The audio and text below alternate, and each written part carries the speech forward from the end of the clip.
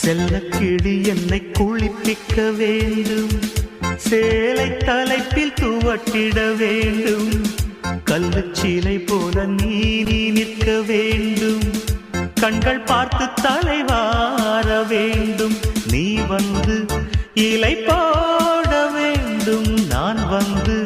பரிமாற வேண்டும், என் இமை உன் விழி மூட வேண்டும், இருவரும் ஒரு சுரம் பாட வேண்டும், உன்னில் என்னை தேட வேண்டும். புது மலரே என் ஆசை சொல்லவா, பொத்தி வைத்து மறைத்தே